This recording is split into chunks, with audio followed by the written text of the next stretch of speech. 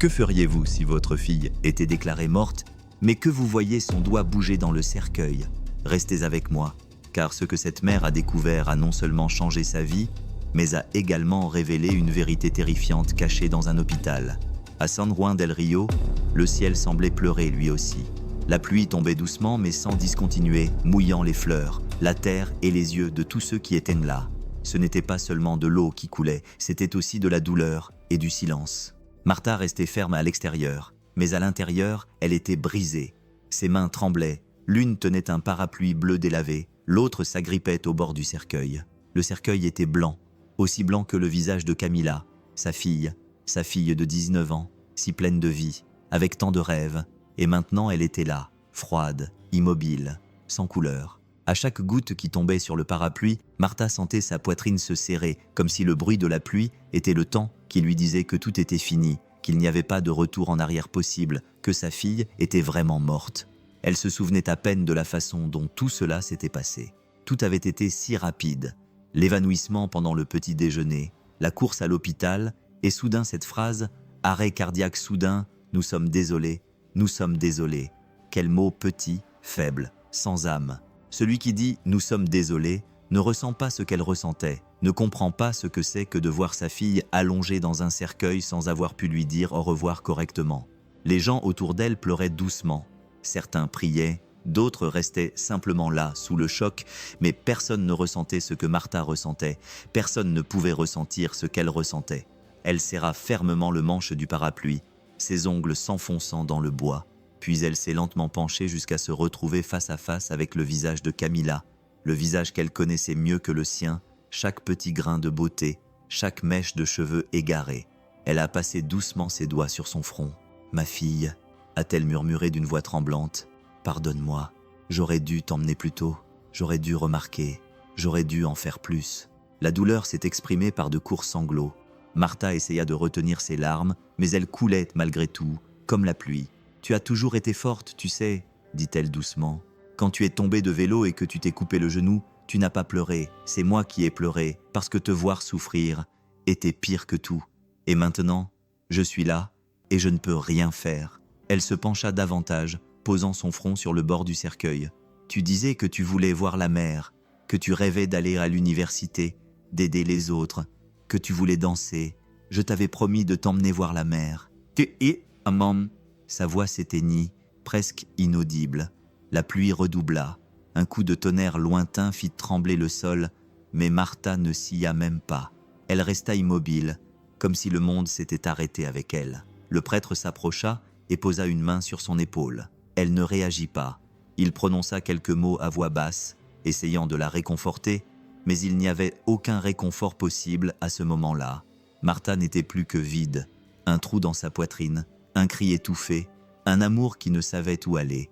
Elle passa ses doigts dans les cheveux de sa fille, désormais raides à force d'avoir été peignés, comme si cela avait de l'importance. Puis, dans un geste presque automatique, elle embrassa son front glacé. « Je t'aime, Camila », murmura-t-elle. « Je t'aime tellement. » Le parapluie glissa de sa main et tomba par terre, et la pluie mouillait désormais tout, même le visage de Camila, mais Martha ne ressentait plus rien.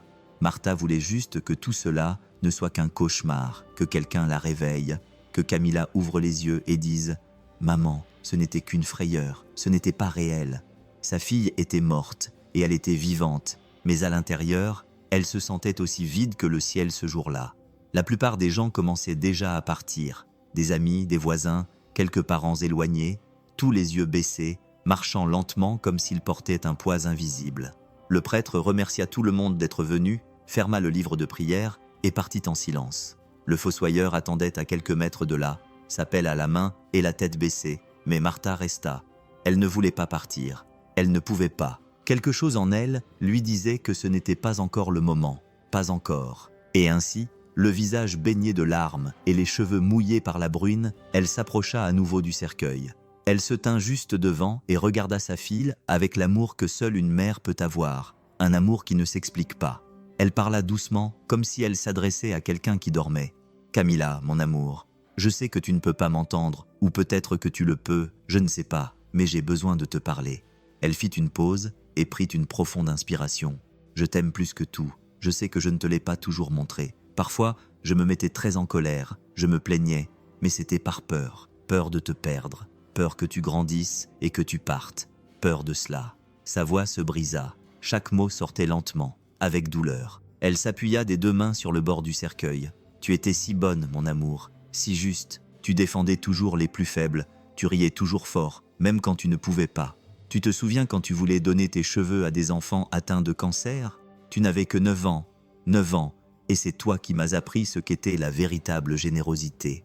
Elle passa sa main dans ses cheveux, désormais peignés, avec tant de soin, comme si cela pouvait changer quelque chose. Puis ses doigts descendirent le long de son visage et de son cou, et s'arrêtèrent sur ses mains, les mains de sa fille, les mêmes mains qui, jusqu'à récemment, la tenaient sur le canapé, lui demandaient de l'aide pour ses devoirs, lui caressaient le visage avant de se coucher.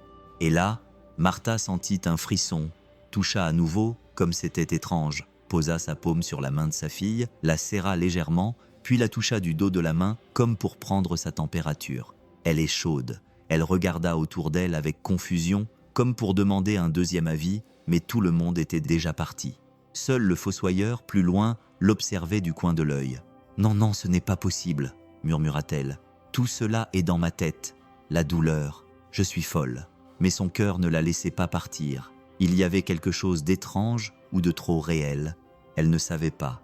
Puis, comme mue par une impulsion, elle saisit fermement la main de sa fille et la regarda face à face, son visage presque contre le sien. « Camilla, mon amour, si tu es là, donne-moi un signe, s'il te plaît. Juste un. » Le silence de l'après-midi fut rompu par un tonnerre lointain.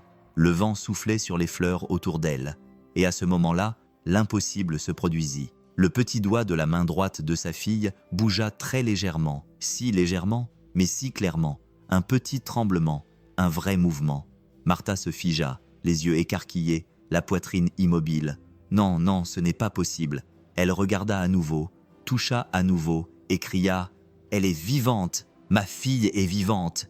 Le cri de Martha fendit l'air comme un éclair puissant et désespéré, rempli d'un mélange impossible d'espoir et de panique. Les quelques personnes qui étaient encore à portée de voix de son cri se retournèrent immédiatement.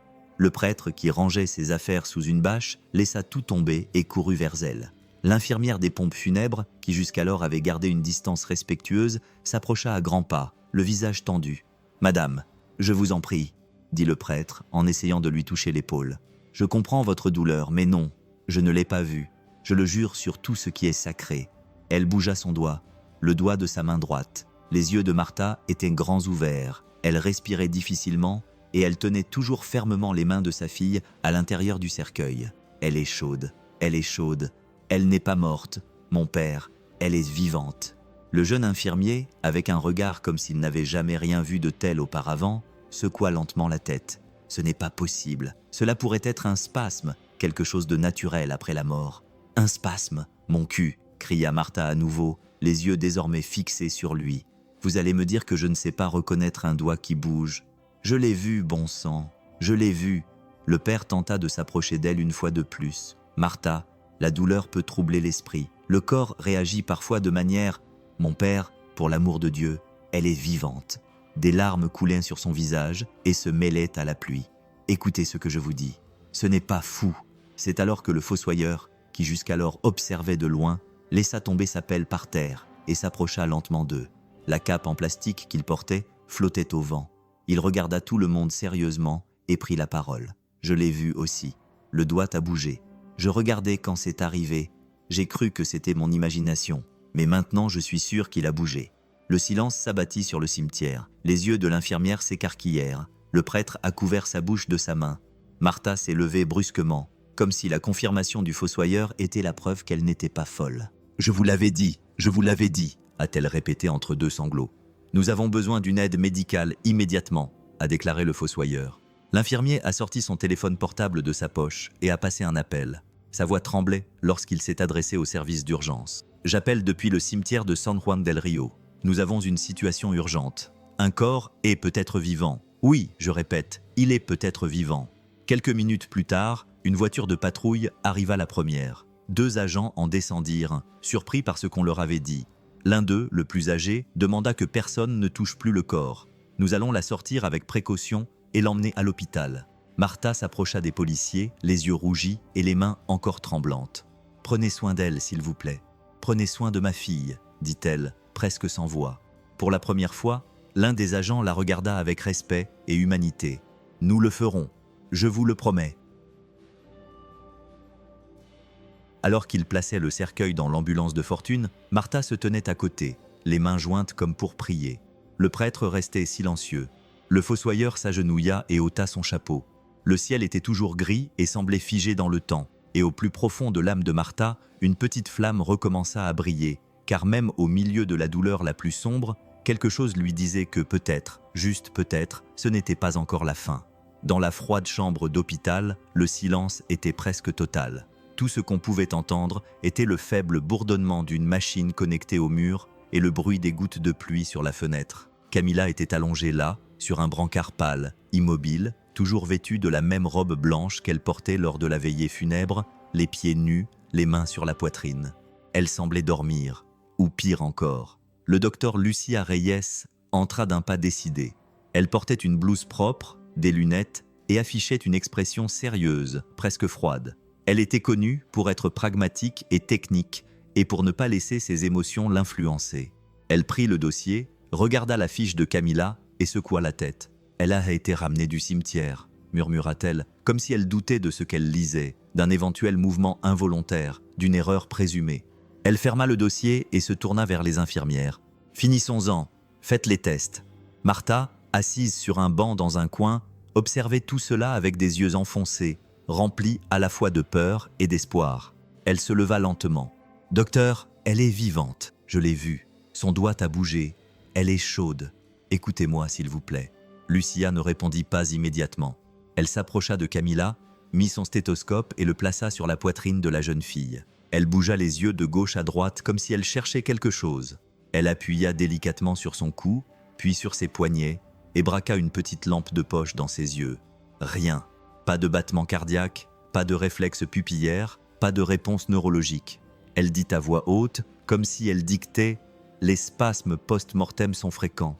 Ils n'indiquent pas la vie. » Martha s'approcha en pleurant. « Je ne le vois pas. Regardez, docteur, elle n'est pas morte. Elle est là. Elle dort, c'est tout, peut-être. Je ne sais pas, mais elle est là. » Lucia soupira, retira ses lunettes et se frotta les yeux avec lassitude. « Je comprends votre douleur, madame, mais ce que vous avez vu était peut-être le fruit de votre imagination. C'est le chagrin. Le corps a des réflexes. Cela ne veut pas dire que c'était mon imagination, s'écria Martha. C'était réel. Le fossoyeur l'a vu, et je l'ai vu. Je ne suis pas folle. » Il y eut un silence tendu. Les infirmières se regardèrent. L'une d'elles semblait hésiter. Lucia examina le visage de la jeune fille de plus près, et c'est à ce moment-là que quelque chose se produisit. Une petite larme timide roula au coin de l'œil droit de Camilla. Lucia se figea, se pencha, prit un mouchoir, toucha la larme et la regarda. Elle était humide. « Ce n'est pas possible », murmura Martha. Elle la vit et courut vers sa fille, tombant à genoux. « Camilla, ma fille, tu es là, n'est-ce pas ?» murmura-t-elle, le front posé sur la main de la jeune fille. « Maman est là. Je suis là, mon amour. Reste avec moi, s'il te plaît. » Lucia recula de 2 pas, ne comprenant pas. Son visage, qui était si déterminé auparavant, affichait désormais quelque chose de nouveau, le doute et la peur. « Ce n'est pas un reflet, » dit Martha doucement. Elle serra la main de sa fille avec amour, avec foi. « Tu l'as entendu, n'est-ce pas, Camilla? Tu l'as senti. Tu te bats et je serai à tes côtés jusqu'à la fin, je te le promets. » Lucia resta immobile, ne sachant que faire. Peut-être pour la première fois de toute sa carrière, elle était incertaine. Tout ce qu'elle savait, tout ce qu'elle avait appris, lui semblait désormais insignifiant face à cette larme. Et là, dans cette pièce froide, entre la science et l'impossible, un nouvel espoir naquit, silencieux mais vivant, très vivant.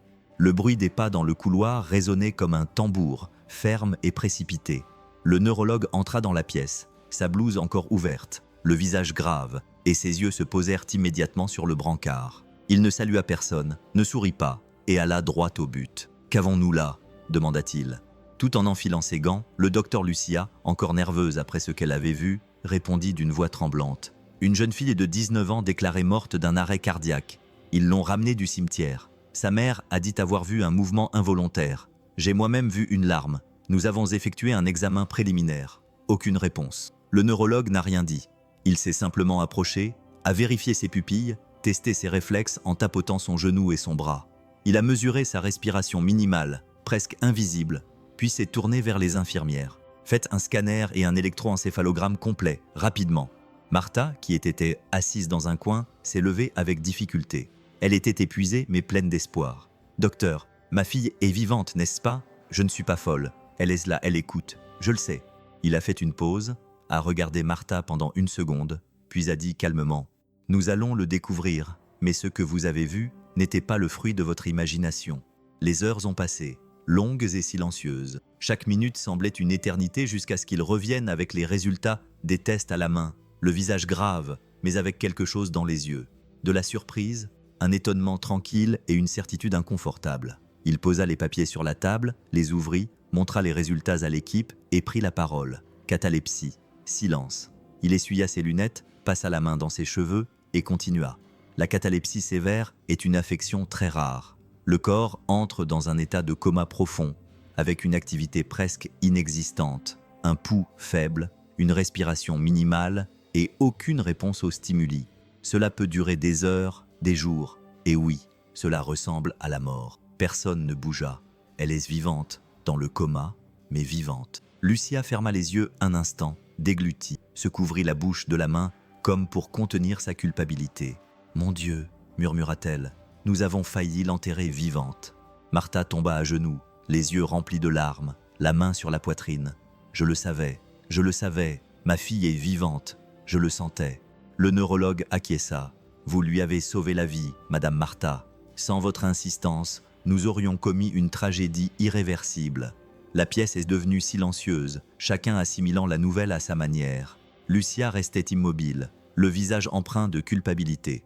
Martha s'est approchée de sa fille, toujours allongée, et lui a murmuré doucement « Tu t'es battue, ma fille, et maintenant c'est à notre tour de nous battre pour toi jusqu'au bout. » Et là, parmi les machines et les larmes, une nouvelle opportunité est née, une nouvelle histoire, et un miracle que presque personne n'aurait cru possible jusqu'à ce moment-là. Lucia est restée seule dans le couloir pendant quelques minutes. Le bruit des pas qui allaient et venaient dans l'hôpital ne l'a pas sortie de sa transe. Elle fixait le sol, sa blouse à moitié ouverte, son badge pendait, ses mains tremblaient légèrement. Elle était pâle, comme si elle avait vu un fantôme, ou pire, comme si elle s'était vue de l'extérieur et n'avait pas aimé ce qu'elle voyait.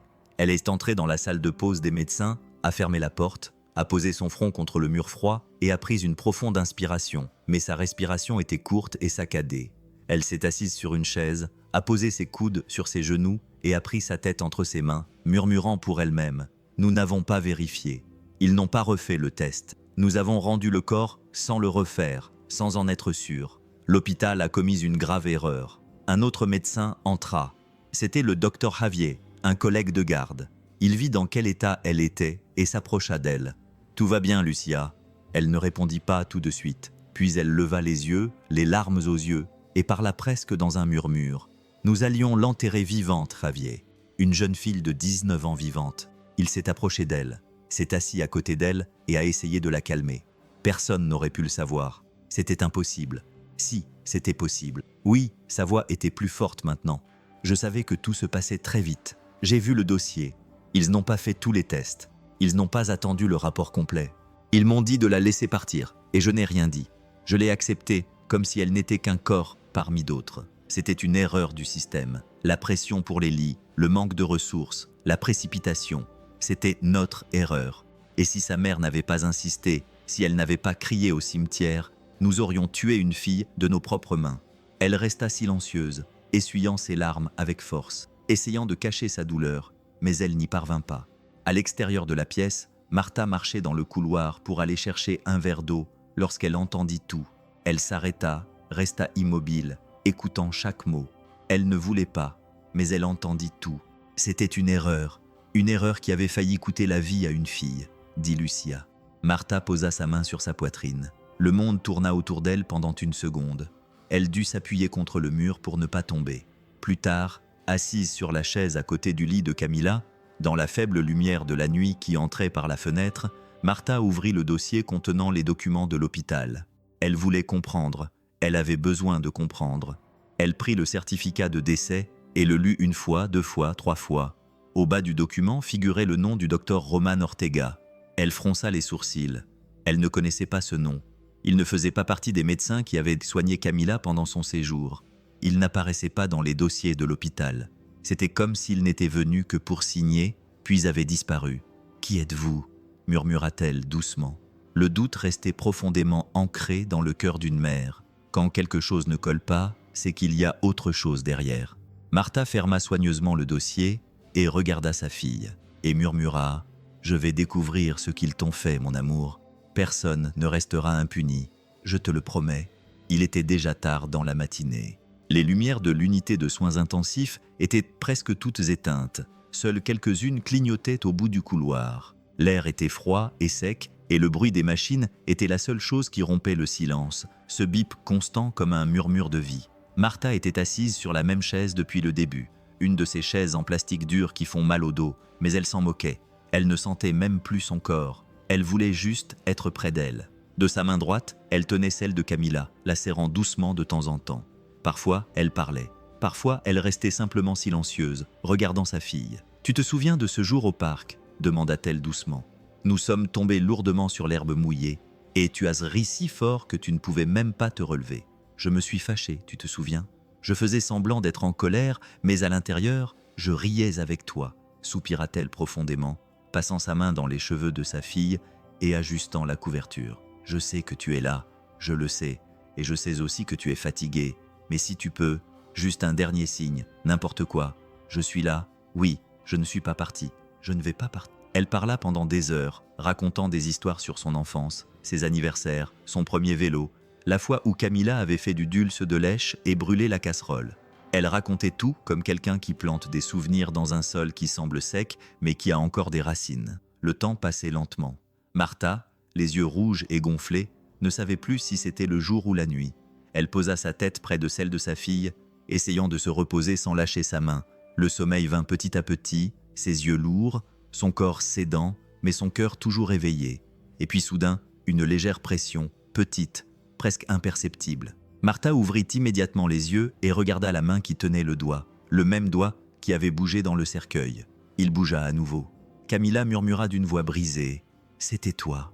Elle regarda sa fille. Son visage était toujours calme, inexpressif, mais le doigt, elle en était désormais certaine, était vivant. Martha porta son autre main à sa bouche, essayant de ne pas pleurer. L'émotion la submergea comme un vent fort, chaud et intense. « Tu m'écoutes, n'est-ce pas, mon amour? Tu essayes de revenir. » Elle posa son front sur la main de sa fille et se mit à pleurer silencieusement. Les beaux pleurs de quelqu'un qui n'a pas perdu la foi, qui a enduré plus qu'elle ne pouvait supporter, mais qui n'a pas abandonné. Là, dans cette chambre froide, deux âmes se touchèrent. L'une essayant de revenir, l'autre s'accrochant de toutes ses forces pour ne pas la laisser partir. Cette nuit-là, l'hôpital semblait plus calme que jamais, comme si l'air était immobile. Martha était épuisée, mais ses yeux étaient grands ouverts, son téléphone portable à la main. Elle avait une idée, un dernier geste, une lueur d'espoir.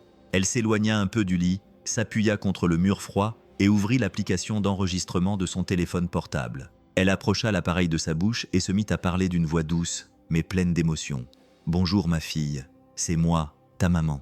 Je sais que tu es là, que tu écoutes tout, même si tu ne dis rien, et je voulais te rappeler certaines choses, juste pour que tu saches que je suis là et que tu n'es pas seule. » Elle fit une pause, prit une profonde inspiration et continua. « Tu te souviens de la première fois où tu as chanté à l'école? Tu tremblais comme une feuille dans le vent, mais tu es quand même montée sur scène et tu as chanté de ta petite voix, fausse mais si belle, si tienne. J'ai tellement pleuré, Camilla. J'ai pleuré de fierté, car c'est là que j'ai vu qui tu étais, courageuse. » Elle sourit, les yeux remplis de larmes. « Et ce jour-là, tu m'as dit que tu voulais être médecin, que tu voulais prendre soin des gens, que personne ne devrait mourir seul. Tu n'avais que 12 ans, ma fille, et tu avais déjà plus de cœur que beaucoup d'adultes. » Sa voix se mit à trembler. Le téléphone portable faillit lui échapper des mains. « Je t'aime, Camilla, et je suis là, à te tenir la main, à compter les secondes avec toi. Si tu veux revenir, je suis là, et si tu ne peux pas, je comprendrai. Mais si tu as encore un peu de force, fais-moi signe, mon amour, n'importe quel signe. » Martha arrêta l'enregistrement, le mit en boucle et plaça le téléphone portable tout près de l'oreille de sa fille. La pièce est devenue complètement silencieuse. Elle a retenu son souffle, les yeux fixés sur le moniteur cardiaque pendant quelques secondes. Rien. Puis, soudain, Une légère augmentation.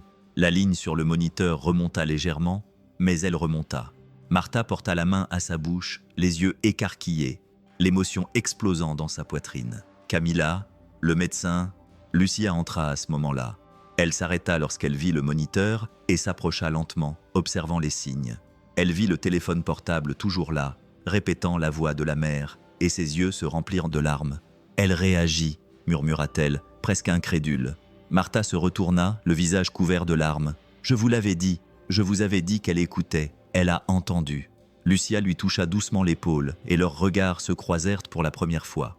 Elles étaient du même côté, non pas en tant que médecin et mère, mais en tant que deux femmes essayant de sauver une vie. Là, dans ce petit son, dans ce bip presque invisible, se trouvait la plus grande preuve de toutes. L'amour atteint là où rien d'autre ne peut atteindre. Martha ne pouvait pas dormir, même si elle était fatiguée, épuisée, son corps usé après tant de jours passés à l'hôpital. Son esprit ne s'arrêtait pas. Quelque chose en elle insistait, appuyant sur ce doute qui ne voulait pas disparaître. Le nom sur le certificat, Dr Roman Ortega, elle n'avait jamais entendu ce nom dans les couloirs. Aucun médecin ne s'était présenté sous ce nom. Aucune blouse ne portait ce nom. Et pourtant, c'était lui qui avait signé le document attestant du décès de sa fille. Dans la salle d'attente vide, un café froid à la main, Martha ouvrit son téléphone portable et commença à faire des recherches. Elle tapait prudemment, comme si elle ne voulait pas trouver ce qu'elle soupçonnait déjà. Elle a cherché sur des sites web médicaux, dans les archives publiques, partout, et a d'abord trouvé une petite note dans un vieux journal qui disait « Médecin suspendu pour irrégularité dans les certificats de décès ». Roman Ortega perd sa licence après que des enquêtes ont révélé une falsification en série de documents hospitaliers. Le cœur de Martha a fait un bond.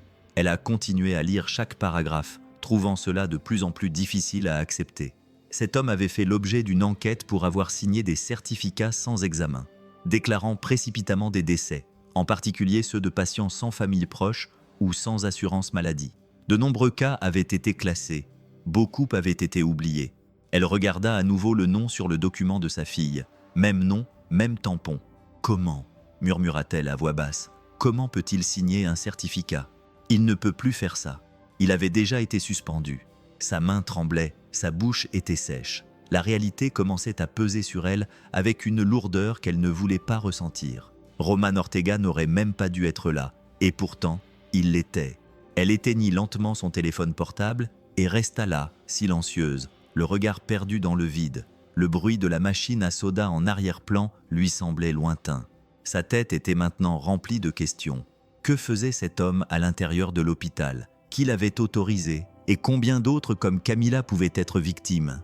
Martha ferma les yeux, sentant sa gorge se serrer. Une nouvelle peur naissait en elle. Ce n'était plus la peur de perdre sa fille. C'était la peur de découvrir que derrière cette erreur se cachait quelque chose de bien plus grave et de bien plus sordide qu'elle ne l'avait imaginé ce matin-là.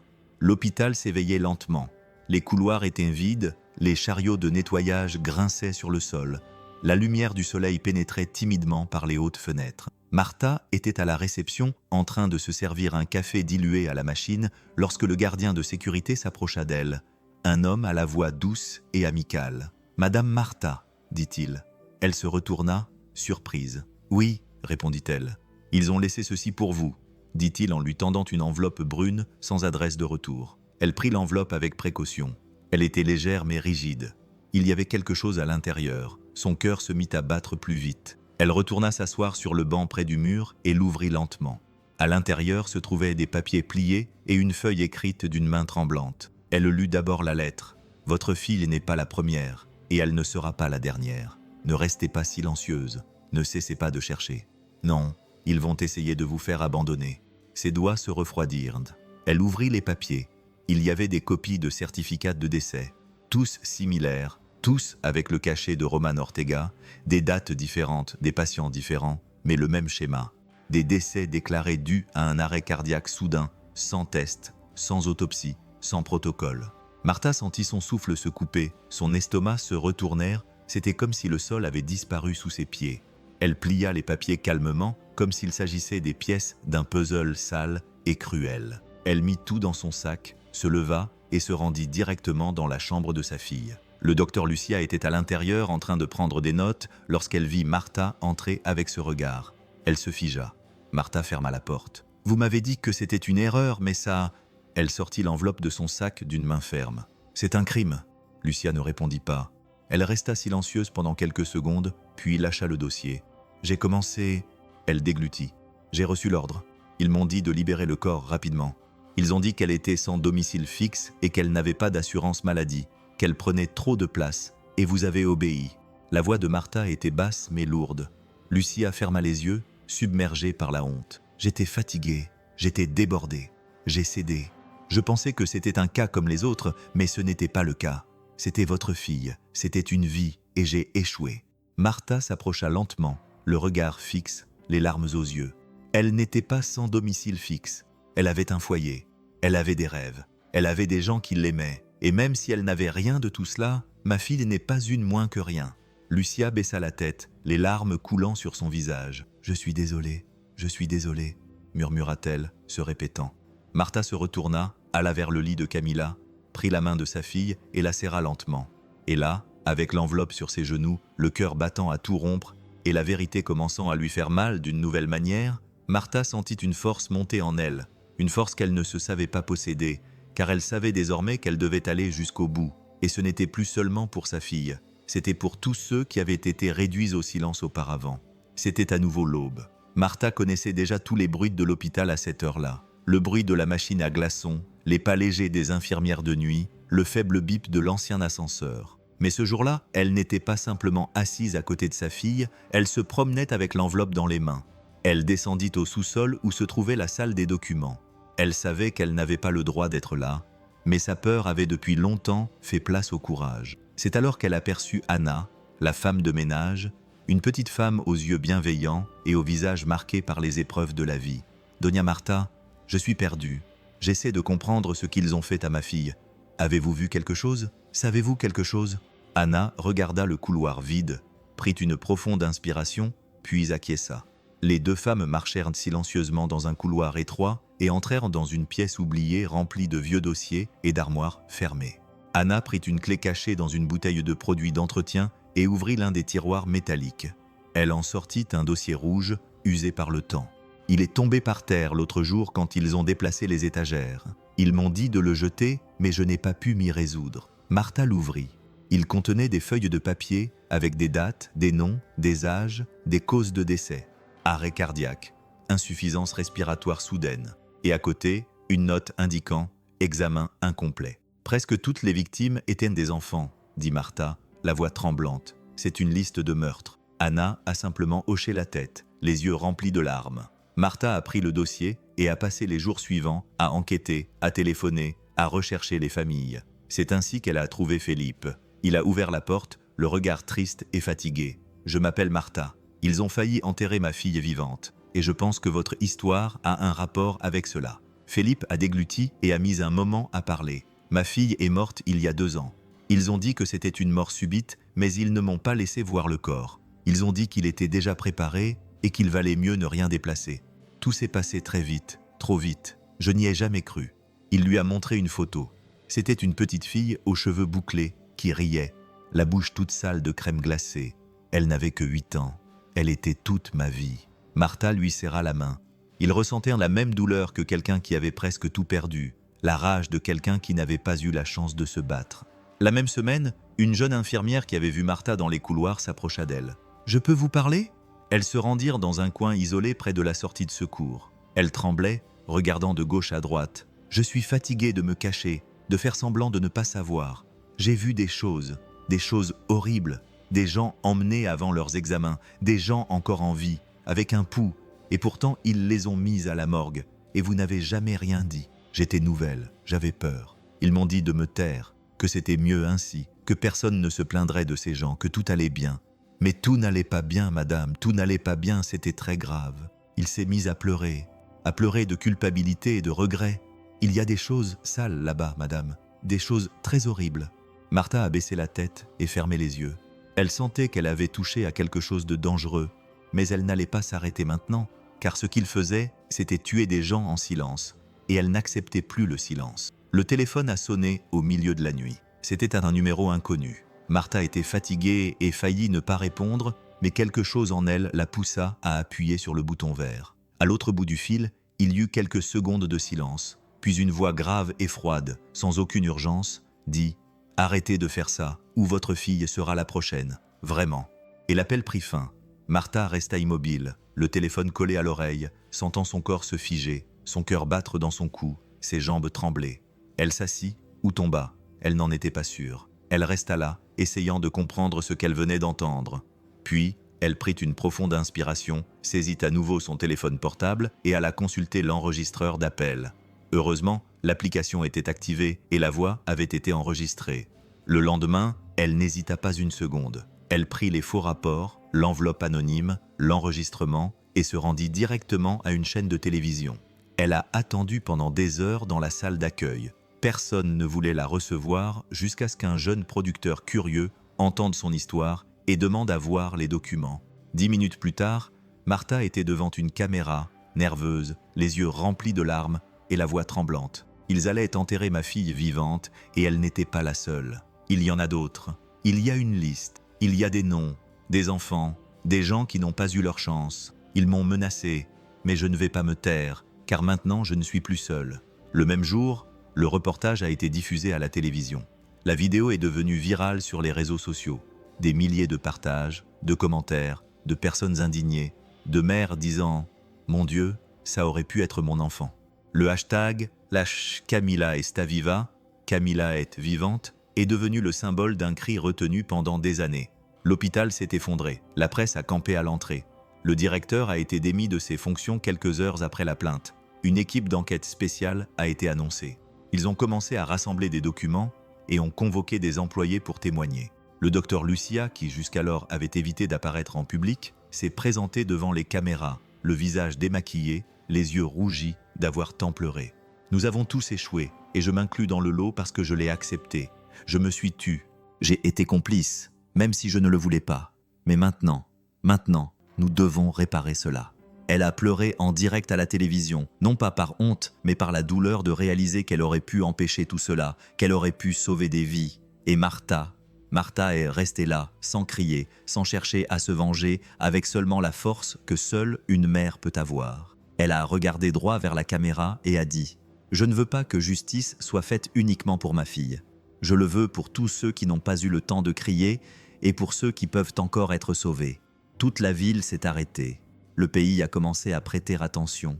Et ce qui n'était qu'un cas isolé est devenu le début d'un changement. La nouvelle est tombée à la radio de la voiture de police. Martha était assise à l'arrière, revenant d'une audience préliminaire avec le procureur, lorsqu'elle a entendu que la police venait de confirmer la disparition de Roman Ortega, un ancien médecin dont la licence avait été révoquée et qui faisait l'objet d'une enquête pour implication dans une fraude au certificat de décès.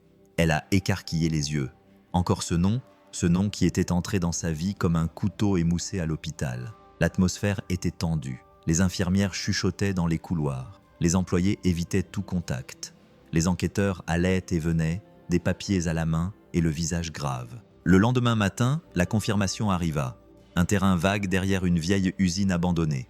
De l'herbe envahissante, des déchets, des bouteilles jetées, et sur le sol en terre battue, une blouse blanche tachée avec le nom brodé sur la poitrine, Dr Roman Ortega. La police boucla le périmètre. Experts, caméra, interview.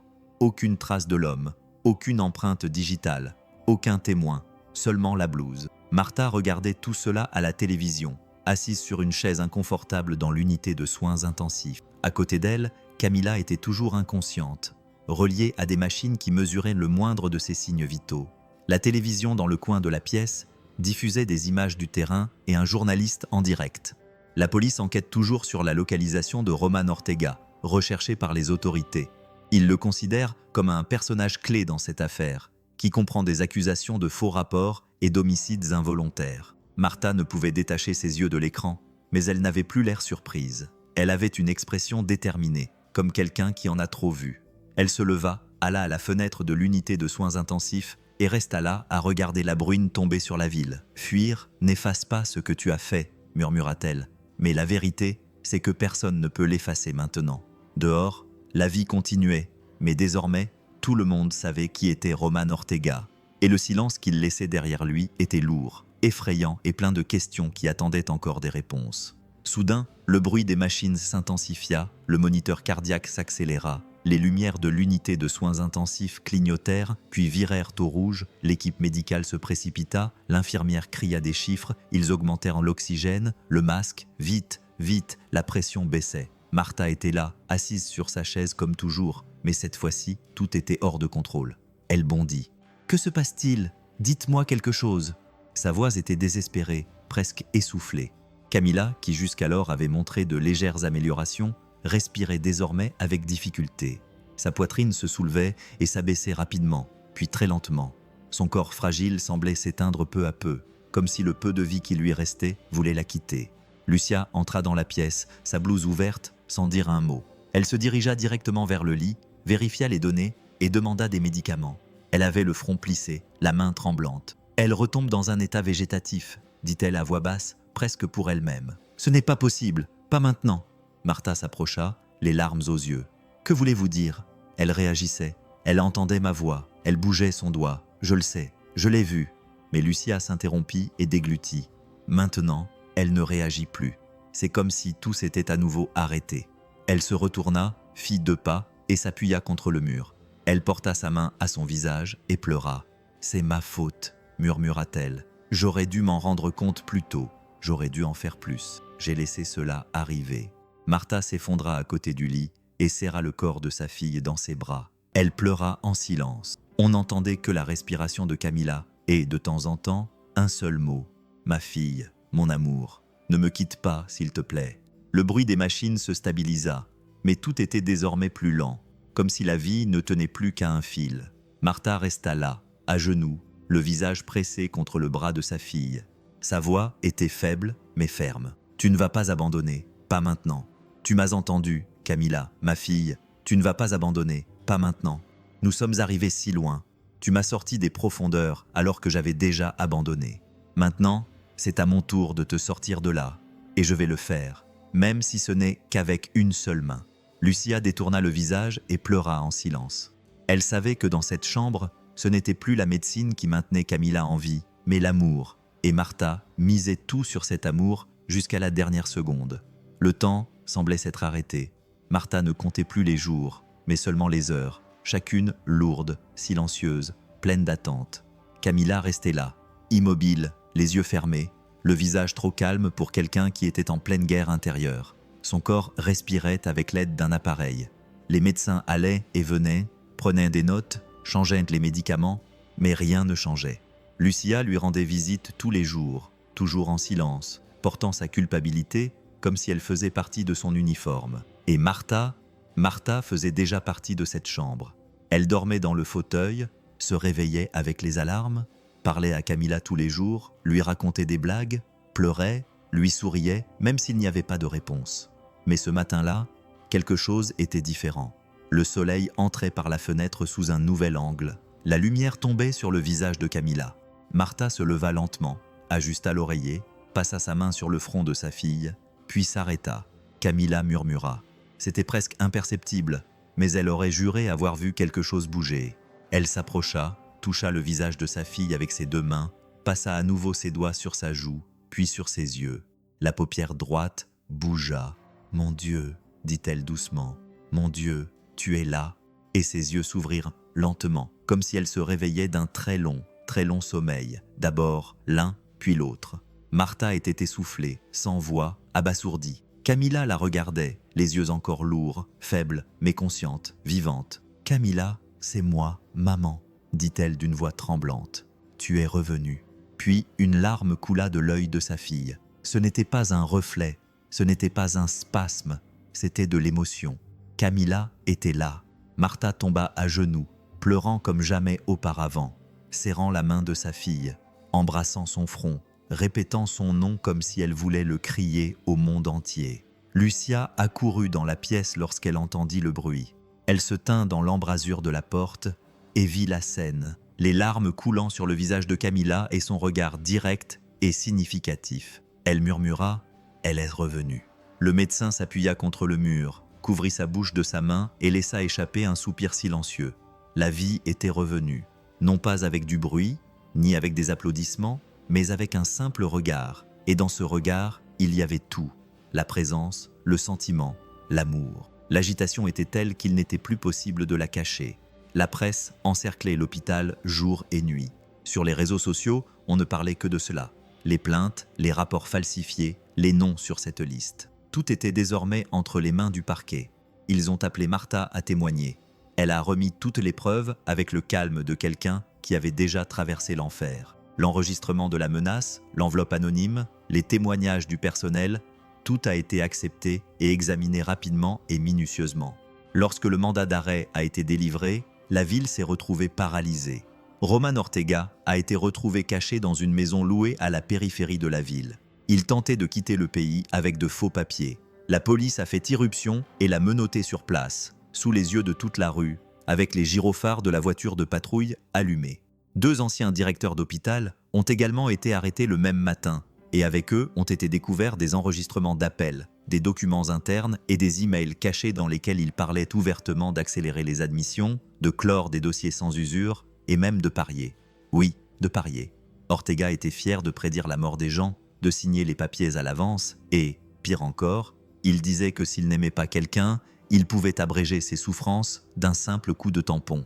Il gagnait de l'argent grâce à cela, pariant avec d'autres médecins, jouant avec des vies. Lorsque cela a été révélé dans les médias, le pays a explosé de colère. On l'a traité de tous les noms, meurtrier, monstre, honte de la médecine. Mais le nom qui lui est resté était un autre. Les gens ont commencé à l'appeler le diable en blouse blanche. Les images de lui menotté, le visage en sueur, emmené par la police, ont fait le tour du monde. Martha l'a vu de loin, non pas avec joie, ni avec vengeance, mais avec une douleur silencieuse, car elle savait que derrière cette arrestation se cachaient des histoires qui ne reviendraient jamais, des familles qui n'entendraient jamais d'excuses, des enfants qui ne se réveilleraient jamais, comme Camila. Lucia a également été appelée à témoigner, et cette fois, elle a tout raconté. Elle a dénoncé le système et s'est exprimée avec son cœur, sans crainte d'être jugée.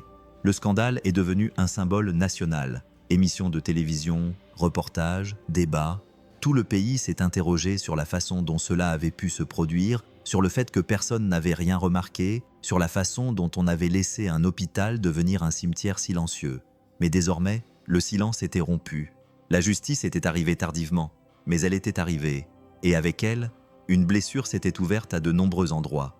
Car cette histoire n'était plus seulement celle de Martha, elle était celle de tout le monde. Le temps avait passé, mais les marques étaient restées, non seulement dans les souvenirs, mais aussi sur le corps, sur la peau, sur l'âme. Par un après-midi tranquille, Martha entra dans un petit salon de tatouage au centre-ville.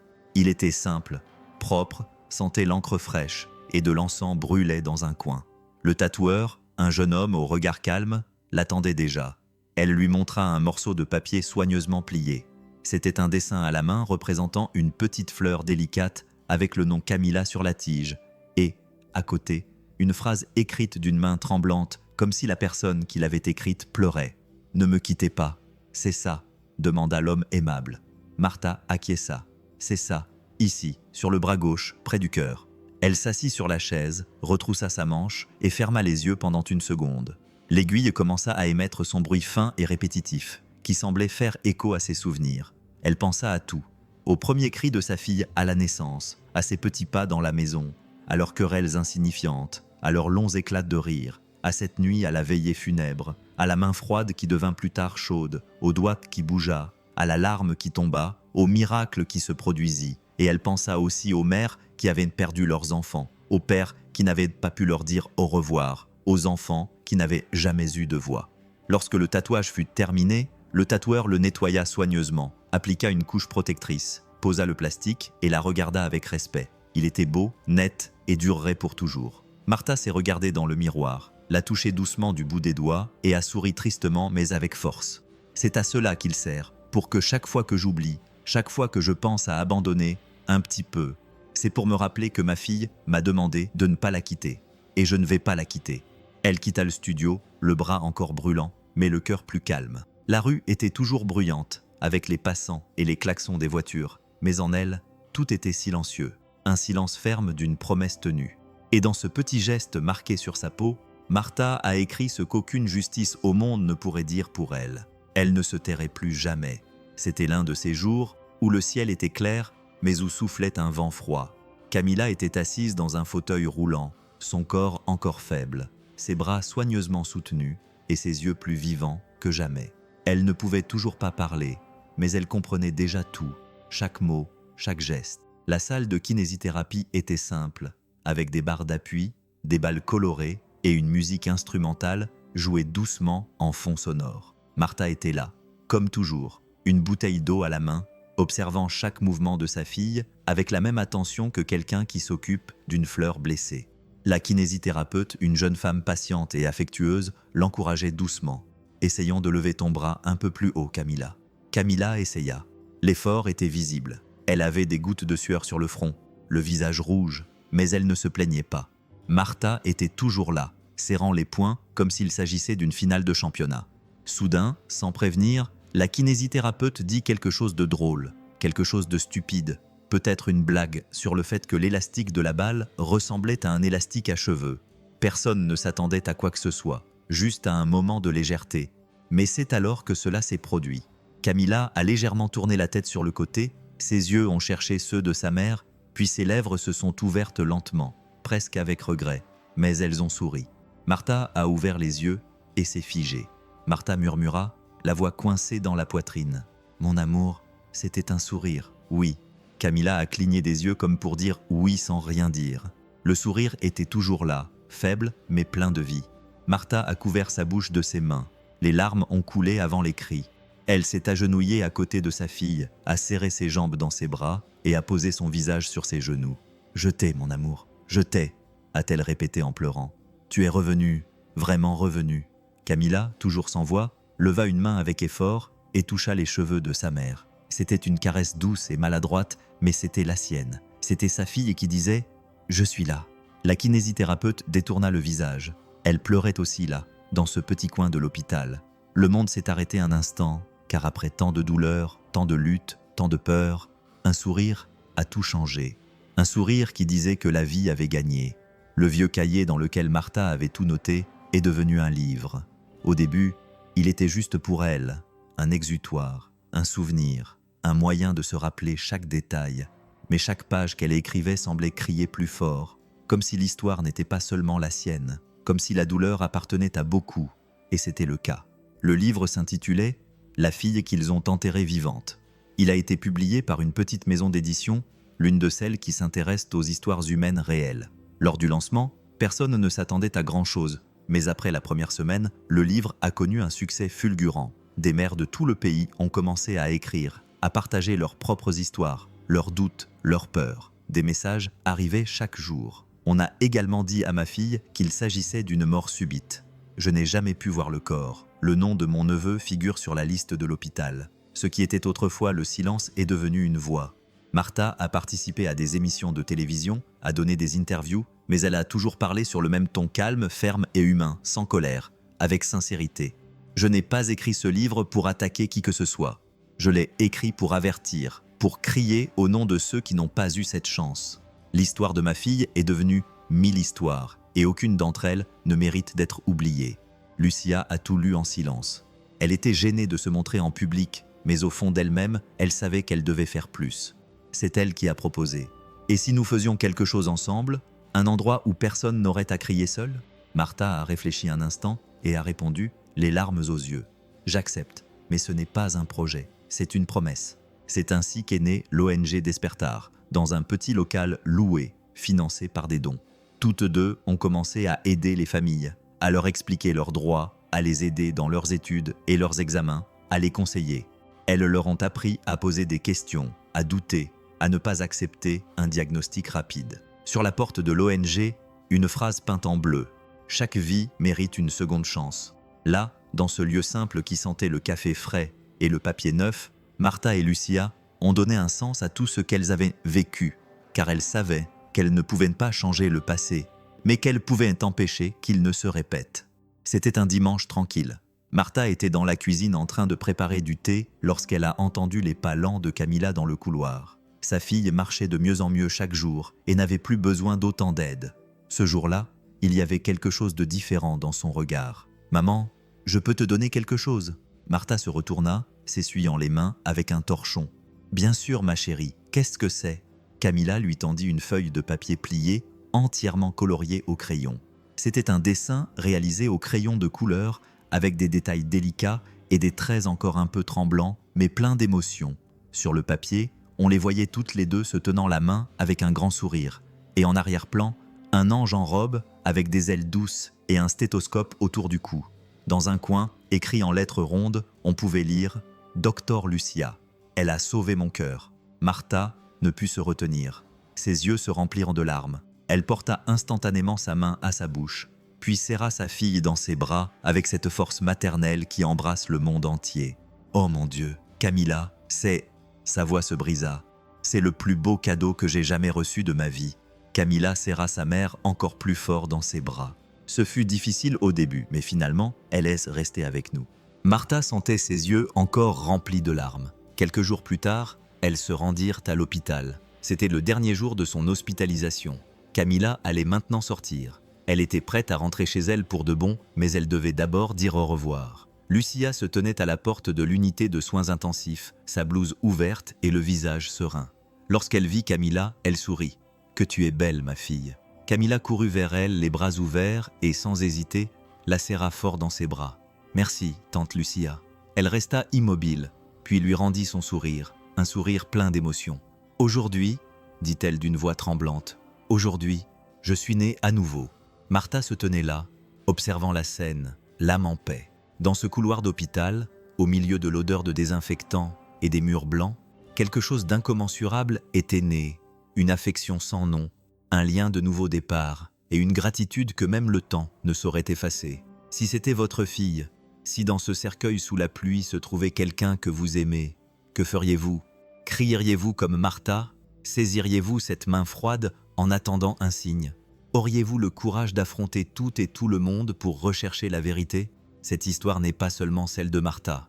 Elle appartient à chaque mère, chaque père, chaque personne qui a déjà senti son cœur s'arrêter de battre par peur de perdre l'être aimé. Maintenant, dites-moi, si c'était votre être cher dans le cercueil, vous battriez-vous comme Martha? Écrivez votre réponse ci-dessous. Je veux savoir ce que vous avez dans le cœur. Et n'oubliez pas de vous abonner, car d'autres histoires bouleversantes vous attendent.